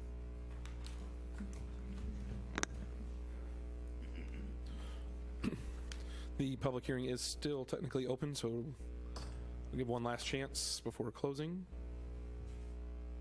Okay. The public hearing is now closed. Commission members, obviously, we've started some of the conversation, but at this time, we'd continue discussion on the case. Yes, Commissioner Kia.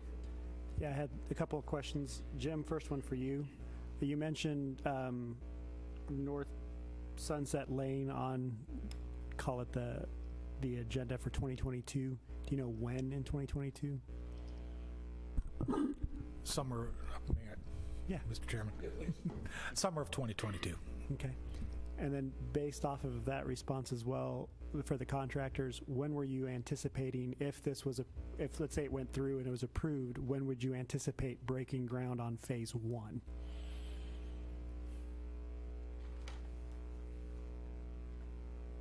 It is our intention that as soon as we have approvals in place, that we'll be breaking ground right away. You know, our intention is to develop the property progressively, move in, develop phase 1, build, and continue straight through to phase 3. Previously, there was some discussion about us versus a custom builder, you know, and the larger lots and that type of thing.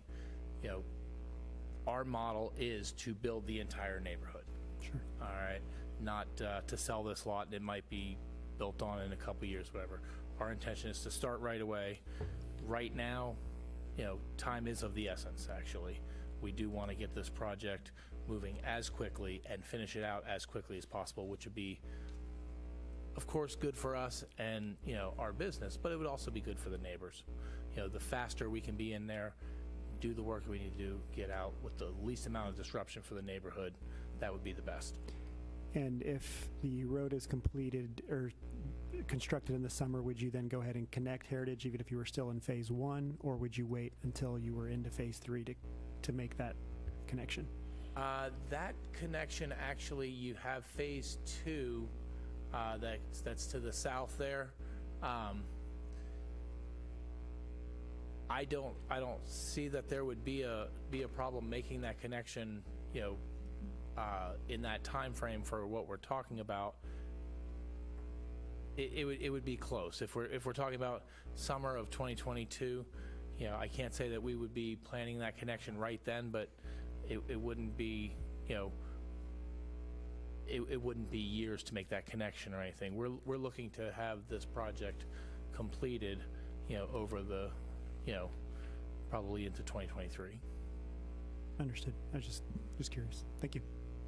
Mr. Zur. Thank you, Chairman. Just quickly, because I did this on the last application as well, too, want to make sure and point out for the Commission's determination this evening and kind of outline the legal side of it. From your perspective, you're applying Section 470.110 C7. You'll find the findings of fact outlined on page 5 of the staff report. There are 4 particular factors to consider in the determination with regard to a preliminary plat. I would also make sure and point out for the Commission, because there have been a couple of questions come up, particularly with regard to changing the preliminary plat to stub the bottom of Lemon Mint Lane. You all do have the opportunity to either approve it if you find that it complies with all its requirements. In fact, it's an affirmative that you will approve it if it complies with all requirements.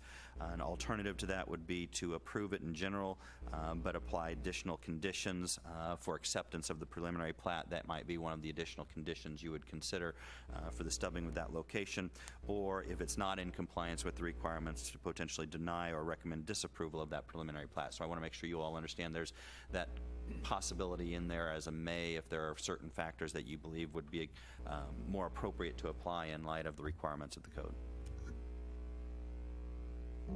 Thank you, sir. Any additional discussion or questions from members of the Commission? Yes, Vice Chair Pfizer. Excuse me. I have a question for the developer, I guess. Sorry, I'm not very loud. I'm going to throw Appaloosa people under the bus here, but what would be the possibility of getting rid of the Park Drive connection and just having the Appaloosa connection? I'm not saying that's the answer, I'm just suggesting it. Which I think that may, and obviously I'll let him speak, and I hope I'm not speaking out of turn. I know in previous comments regarding between the fire department and then the city public works, there have been expressed concerns over having too many dead-end streets, and so therefore it creates a safety route in an area, because there isn't a cul-de-sac for those vehicles to turn around, snowplow, school buses, fire equipment, etc. But I would, if staff or the applicant has something to clarify. Yes, that was actually what I was gonna, that was gonna be the clarification that I would offer. As we discussed earlier, we've worked with the city to come up with the plan, and those are definitely considerations that were taken in. And I had, previously, as mentioned, the fire department had asked for that connection, and working with the city is how we've come up with the design as we currently have it. Okay. Good question. Any additional questions?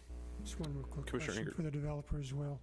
So in phase 1, as those homes are developed, those homeowners would have the opportunity to go east on Heritage, on Buffalo Court, Sunflower Drive, and come out on Madison and utilize the north-south aspects of Madison to leave that area.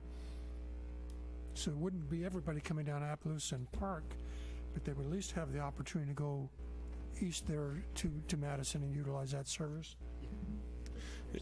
Yes. The roads would be there, yes. Okay. I think the concern is that the services and then 58, that's where people are headed. Yes, sir. Mr. Krass.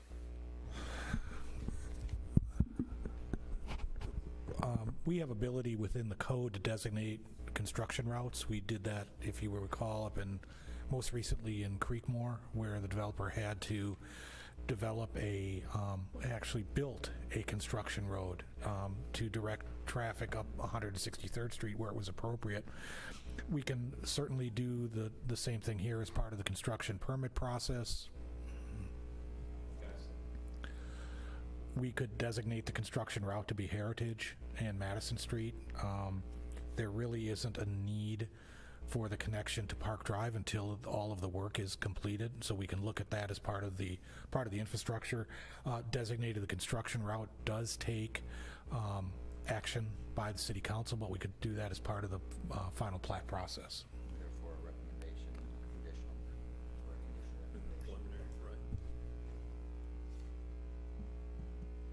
That would be one of those additional conditions that I was just referring to, I believe.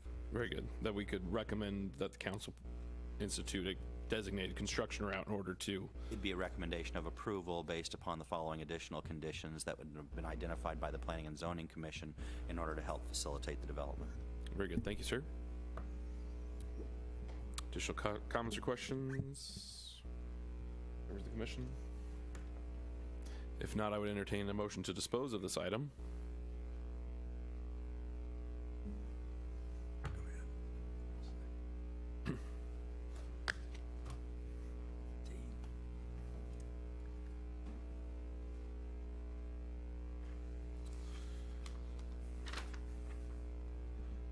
Once again, I would entertain a motion. Sure. If somebody, Commissioner or Chairman, I'll go motions ahead. don't have to be made, but if somebody was going to make one, I would like to know that Make a we are... motion so we can dispose of this item, Chairman. Okay, take your time now. Thanks. I'll go ahead and make a motion that the Planning and Zoning Commission accept the staff proposed findings of facts in forward case number 21022 Madison Valley Phase 2 preliminary plat to the City Council with a recommendation of approval subject to the following conditions. Condition 1, that the request to reclassify the zoning of the property from R1 Single Family Residential District to R1.5 Single Family Residential District must be approved by the City Council prior to final consideration of the preliminary plat. Condition 2, that Lemon Mint Drive be stubbed at the south end. And condition 3, that the construction access ways be modified so that Park Drive be one of the last connections completed. If I may. Please. That Heritage Drive be designated by the city council as a construction route. What do you say? By the third condition being that Heritage Drive be designated as the construction route for the project. Thank you.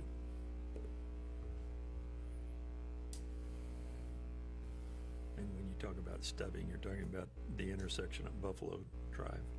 Yeah, and on the stubbing, I'm talking about Lemon Mint and Buffalo Drive, that we stubbed the south end there as opposed to having the road dead end. Perfect. I think Michigan Scratch has that. Do I have a second? Second. Okay, I have a motion by Commissioner Kia, second by Mayor Turnbow, for the Planning and Zoning Commission to accept staff findings, facts, and forward case 20122, the preliminary plat of Madison Valley Phase 2, to the City Council with a recommendation of approval, subject to the following conditions. Condition number 1, the request to reclassify the zoning of the property from R1 Single Family Residential District to R15 Single Family Residential District must be approved by City Council prior to final consideration of the preliminary plat. Number 2, that Lemon Mint Drive at Buffalo Drive be stubbed and no longer go through to a dead end. And number 3, that Heritage Drive be designated as a construction route for the project. Does that sound good? Very good, thank you. All those in favor? Are we going to discuss the motion? Thank you, Mr. Manser. You are keeping me on my toes, sir. Thank you. Any discussion of the motion? Yes, is there any way that we could add a condition to delay the construction of the North Park connection. Is there something we could do? Sure. So from a procedural standpoint, you could make a motion to amend the motion, adding that as an additional condition. That additional condition would have to have a second, and then a vote on that to incorporate it into the overriding original motion. And as for the condition that needs to be met, do I have requirements? Could I say after phase 2? Is that acceptable? Sorry, Can he require that the condition be completed after a certain phase? sorry, I was on. The North Park connection be delayed to an X point in time. Oh, I'm sorry. Are you looking at, may I? Please. Are you, Commissioner Manzer, are you looking at the timing of that connection? Correct. I would envision, once it's constructed, while construction is going on, that we simply barricade it until the construction is completed. So we would... that would be, I'm sorry, sir, but that would be part of the council action as part of, they have to formally designate Heritage Drive, and that would be... Correct. Those type of details would be part of that action by council. But additional to the... To my conditions? Conditions, Yeah. yes.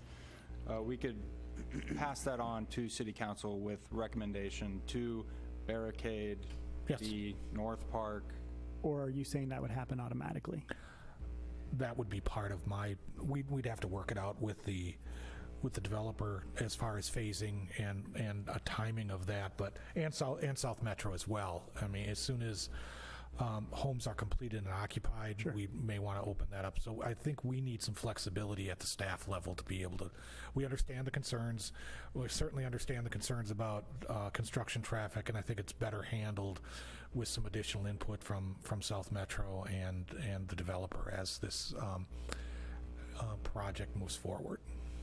Mr. Zer, Whether you add that as an additional condition, Commissioner Mansur, entirely up to the commission at this point. I did want to make sure that the applicant understood what the proposed conditions were, and at least get them to come up and indicate hey, yes, we can work with that, that's acceptable from our perspective, or no, here's why it wouldn't work. So just proposing that for the chair to consider, an opportunity for the applicant to make a statement on that. Absolutely. So I guess my question then is, so are we amending the third item, or adding a fourth item? That's why I'm asking for clarification on. It's his amendment, but I believe that Mr. Crass had provided input that would be considered as part of the number 3 option on there. Okay. Okay. 3 option or a 4th condition to be given due consideration.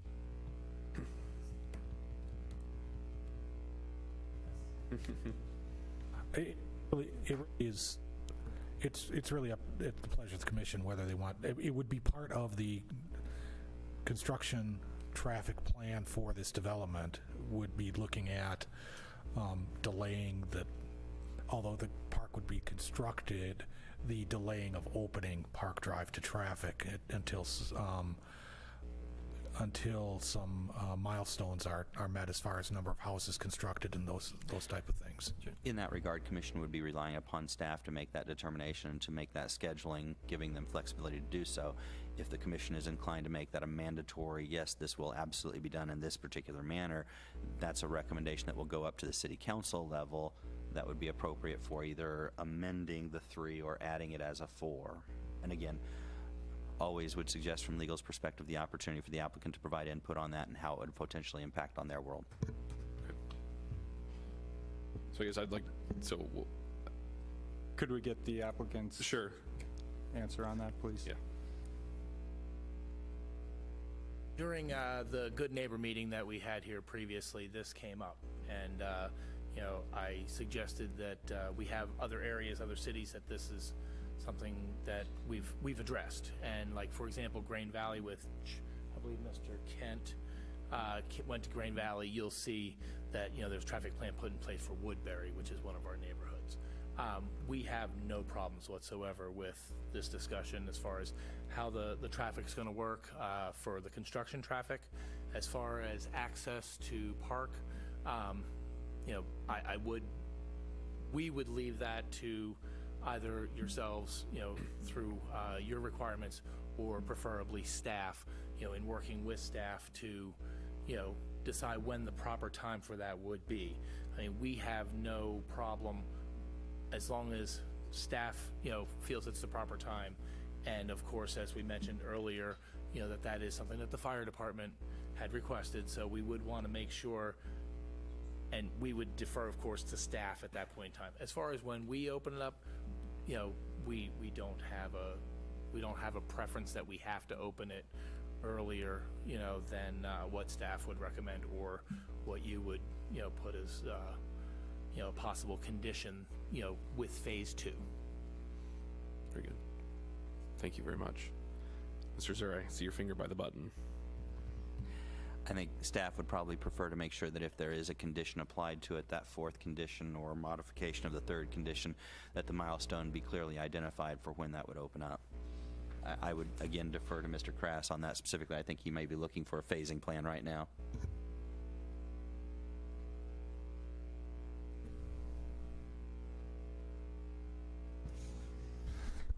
Yeah, I think what we would look at as a milestone is the completion of phase 2. Okay. So that would need to be a third condition or an addition to the third condition? It would be a fourth. Fourth condition. Okay. That condition would be identifying that until that particular milestone or timeline, and then you'd have to seek a second for that in order to modify the underlying condition, adding that as a fourth condition. Okay. So I am motioning to amend the motion and create an additional fourth condition that the Planning and Zoning Commission recommend the delay of the connection of North Park Drive until completion of phase 2. I think you got it. Very good. Do I need to restate everything? No, just this motion. Or just the amended motion. Okay. The amended motion. Yep. And you're looking for a second. I'd second that. Okay. Okay, so we have a motion to amend the motion by Commissioner Manser, seconded by Mayor Turnbow, to add a fourth condition to the initial motion that provides for the delay of the opening of North Park Drive to be determined by the milestone of the completion of phase 2 before it is open to the public. And now we just vote on the amendment. Right. Okay. So I will now open the vote for the Mr. Manser's amendment to the motion for just adding item number 4. All those in favor? Very good. So that motion passes 7-0. So now the completed motion with adding in the fourth item. Any final discussion on that now that we have the fourth item? May be worth restating that motion with the fourth in there. I was trying to avoid that. Come on. Oh, Lord. Okay. All right, we have a motion by Commissioner Urquilla, second by Mayor Turnbow, for the Planning and Zoning Commission to accept the staff findings of fact in forward case 20122 of the preliminary plat to the City Council. Chairman, sorry, you said 20122, I think. 2021. I wrote it down wrong. It was written. See? Just wanted to save you having to do the whole thing again. I could really use some Whataburger right now. Okay, so the motion is for Planning and Zoning Commission to accept staff finding of fact for case 21022, the preliminary plat of Madison Valley Phase 2, to City Council with a recommendation of approval subject to the following 4 conditions. The request to reclassify the zoning of the property from R1 single family to residential district to R15 single family residential district must be approved by City Council prior to final consideration of the preliminary plat. Number 2, that Lemon Mint Drive be stubbed at the intersection of Buffalo Drive. Number 3, that Heritage Drive be designated as a construction route for the project. And number 4, that the opening of North Park be determined by by the milestone of the completion of Phase 2 before it is open to the public for public access. All those in favor, please raise your hand. 7-0, that motion passes as well.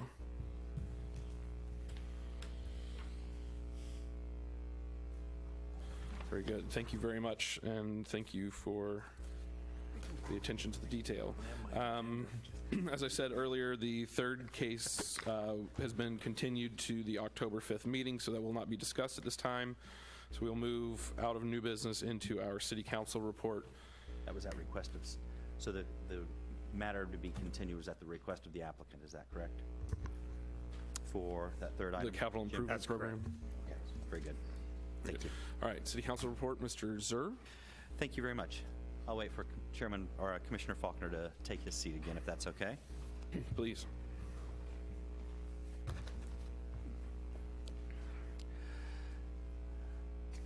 Thank you, Chairman.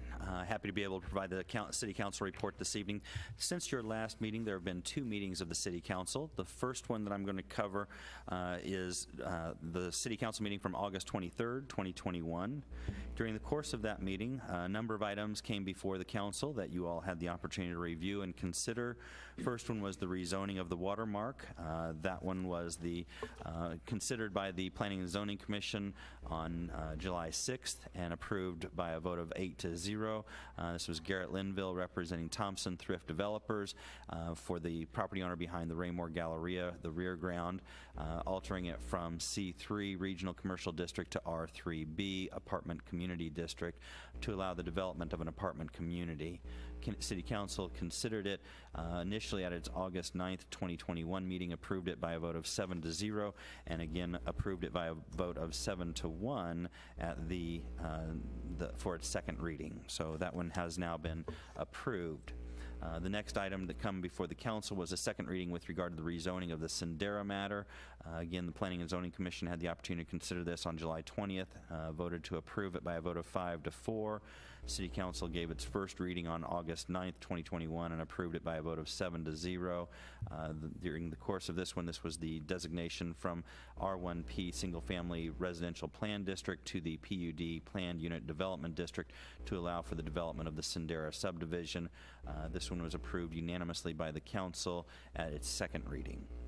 Next item to come before the council for the first time was the Watermark Chapter 100 request. That would go along and dovetail with the Watermark rezoning and the application that's been submitted for that.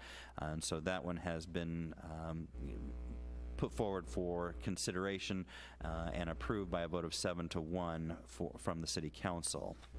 Those are the main items to come before the council at the August 23rd meeting. The next meeting that occurred, and this is not necessarily Planning and Zoning Commission meeting reference, but all for the betterment of the city as a whole.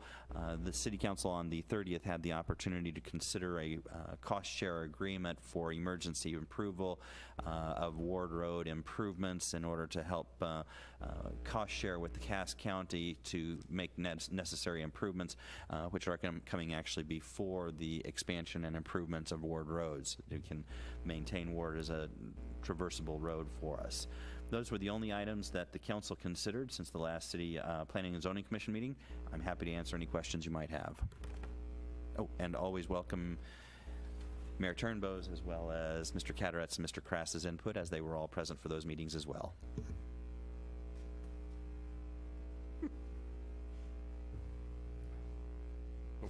Commissioner Faulkner, do you have a question? Oh, very good. No worries. All right. Any additional staff report this evening? Mr. Chairman? Sir, Mr. Crass. I would just like to dovetail off of Mr. Zur's last item. Cass County informed us today that they will start repairs to Ward Road on Thursday. It will involve closures of Ward Road. They will be starting from 58 Highway. The first segment is going to be from 58 Highway to somewhere close to the Alexander Creek subdivision. Very good, thank you. Mr. Cataret, sir. Yeah, thank you. Thank you, sir. A couple items. Just looking at our calendar, we do currently have a couple of items scheduled for the 21st. One of the items is the third final plat for Alexander Creek. and the annual review of the UDC. With Alexander Creek third final plat, there are revisions necessary, and if they do not submit those on the schedule that we have set out, that item would be removed from the agenda, and we would likely then just cancel that meeting. But if the Alexander Creek third plat is ready to move forward, we will move forward with the meeting of the 21st. We definitely have a meeting on October 5th. We deferred action on the CIP, which will be on the agenda. We'll also have the consideration of the site plan for the Hawk Ridge Park. This is the west part of the park, where we're looking for site plan approval for some improvements to be made there. The other item, just want to announce to the commission, the city has hired a city planner to replace Ms. Jardou. We've hired Dylan Eppert. Dylan is he grew up in Raymore, went to Raymore Peculiar High School. He worked for the City of Lee Summit, working through their Development Services Department, and then became the city planner for Peculiar. And we hired him from Peculiar for a position. He will start on September 20th. So excited to have him. And so he should be, if we meet on the 21st, he'll be here at that meeting, and you'll be seeing a lot of him moving forward. So I believe that concludes staff report. Thank you, sir. Any additional comments from staff? Okay. Moving into public comment. If anybody remaining from the public would like to speak at this time, please come forward. All right, so we will move directly into commission member comments, which I'm just going to go ahead and start on my right all the way down the end and work our way across. So Commissioner Manser. All right, thanks staff. Publicly like to thank Katie Jardou for all her hard work over the years. I'm not sure how long she was here, but did a great job the whole time I was. I look forward to working with the next. Thanks. Very good. Secretary Peterman, sir. Thanks to staff, all the hard work. I called Mr. Cataract earlier today to ask him a question about the difference of something that I wasn't clear on, and he gave me the simple solution answer. So always good to have someone that you can depend on to get information at whatever level. So otherwise, I don't have anything else. Have a good evening. Thank you, sir. Commissioner Faulkner. I'd like to thank Commissioner Wiggins, Chairman Wiggins, for the fine job he did presiding over the meeting this evening. Certainly not an easy meeting. Thank you. Thank you, sir. I appreciate that. Vice Chair Pfizer. Well, I was going to vote no on the second case, but Chairman Wiggins did such a good job putting that motion together and worked so hard on it, I just couldn't vote no. I can't take that credit, these guys over here. But. Well, everybody worked really hard on it. It was like, okay. So that's really all I have to say. Thanks to staff and everybody on the commission. I think everybody works really hard, so thanks. Thank you. Commissioner Ingert. Thank you, staff. I appreciate all your efforts. Makes it handy for all of us. Commissioner Kia. Yeah, I just, wanted to kind of piggyback on a comment Vice Chair Pfizer had made during the discussion of how many, plans we were looking at and the changes we were making. And I was actually, one of the reasons I was for this was their willingness to have part of it be R1 as they phased in, as opposed to just asking for a hard change. So it was, it was nice to see that transition.